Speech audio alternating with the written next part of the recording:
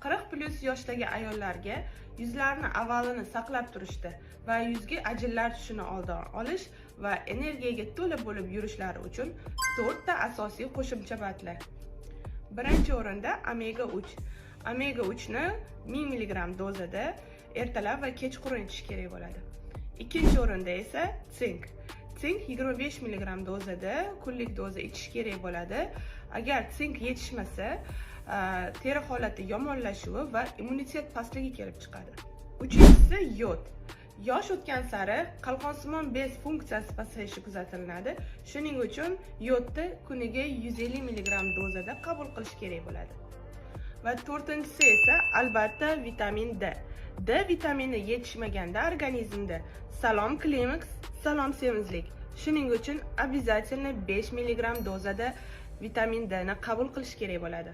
Agar sizga shu mahsulotlar bo'yicha konsultatsiya kerak bo'ladigan bo'lsa, kommentariyaga 40 nomerini yozib qoldiring.